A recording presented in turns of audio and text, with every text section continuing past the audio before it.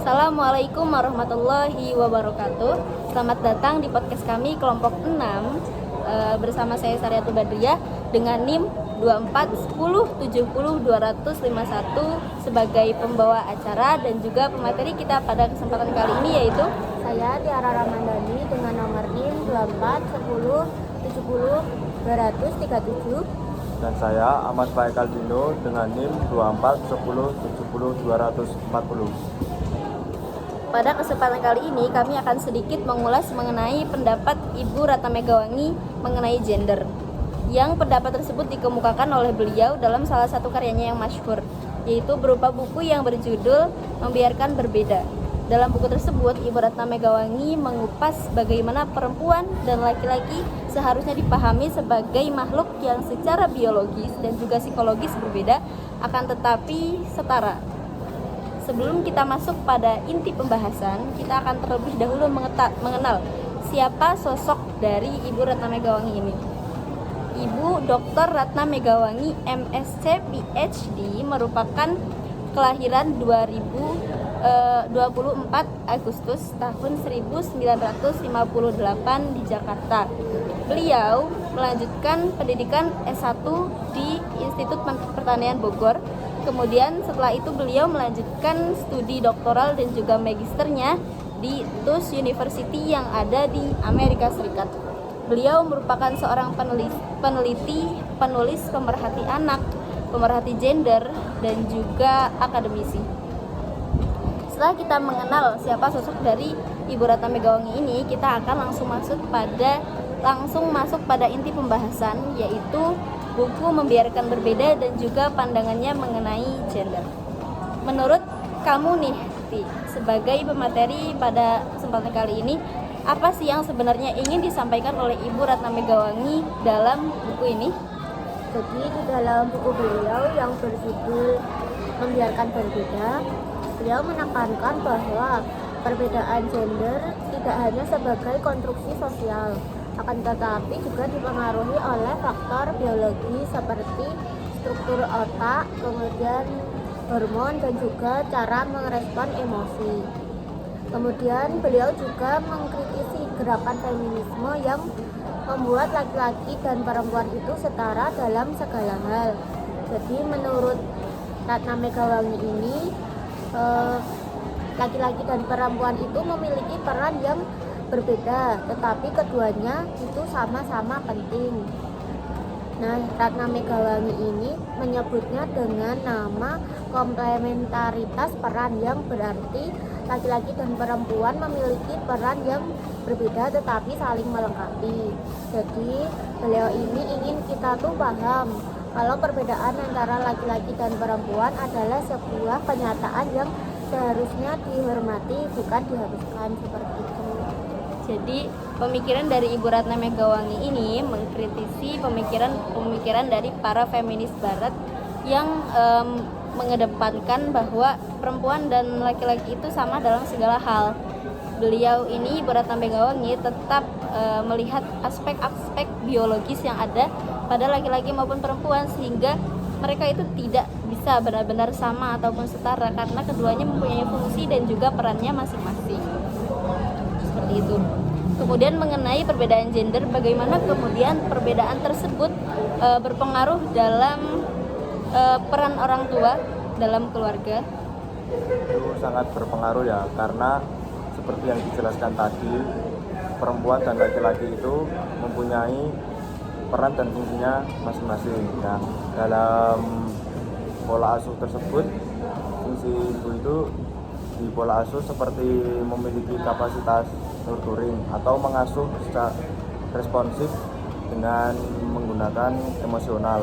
Jadi kedekatan antara seorang anak dengan ibu itu sangat terlihat. Terus kalau sang ayah itu lebih protektif dan fokus pada problem solving. Problem solving itu seperti mencari solusi dari masalah kecil di rumah. Terus Ratna Megawangi juga dia tidak menolak perempuan bekerja. Ia mendorong adanya pembagian peran yang disadari dan dibicarakan, bukan sekedar untuk mengikuti tren saja. Terus ada juga tantangan keluarga modern seperti perubahan ekonomi, tuntunan karir, dan perempuan dan laki-laki, dan tekanan agar perempuan dan laki-laki berperan serupa, yang menurutnya justru bisa menimbulkan kebingungan pada pola asuh. Seperti itu ya. Jadi Ibu Ratna Megawangi ini menekankan bahwa seorang ibu itu masih boleh untuk bekerja, berkarir di luar, kan, tetapi dia tidak boleh melupakan tanggung jawabnya, apa yang seharusnya menjadi tanggungannya. Jadi ketika dia bekerja di luar, dia masih tetap harus memperhatikan anaknya yang ada di rumah, mempersiapkan segala kebutuhannya. Akan tetapi kembali kepada bagaimana kerjasama antara seorang suami dan istri, seperti itu. Sebagai penggagas pendidikan karakter, Megawangi juga percaya bahwa perbedaan gender itu harus menjadi dasar dalam pendidikan emosional dan juga moral anak. Nah, seperti apa sih itu, Tiara? Jadi di dalam pendidikan karakter dan relasi gender, Ratna Megawangi ini percaya bahwa perbedaan gender harus menjadi dasar dalam merancang pendidikan moral dan emosional. Jadi anak laki-laki dan perempuan itu memiliki cara belajar yang berbeda, cara mengontrol emosinya dan kebutuhan relasinya itu berbeda. Nah, dari itu Ratna Megawangi juga menekankan pentingnya model peran ayah dan ibu yang jelas, kemudian nilai saling menghargai, pemahaman empati, tanggung jawab, dan rasa hormat.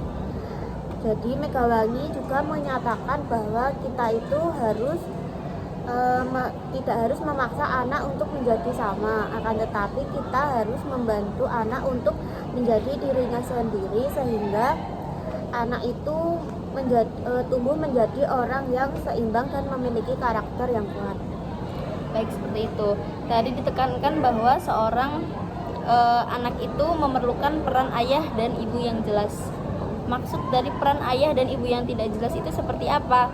Contohnya adalah orang tua yang kedua-duanya sibuk bekerja. Ketika mereka pulang, mereka sudah lelah dan tidak mempunyai waktu untuk bermain, untuk menghabiskan mengobrol dengan anak. Nah, ketika seperti itu, anak kehilangan sosok orang tua, anak tidak mempunyai patokan bagaimana seharusnya dia berlaku. Jadi di sini seolah-olah peran orang tua itu ada dan tiada bagi mereka. Mereka mungkin secara ekonomi tercukupi, secara materi tercukupi, tetapi secara emosional, secara pendidikan mereka kurang mendapatkan hal tersebut, seperti itu.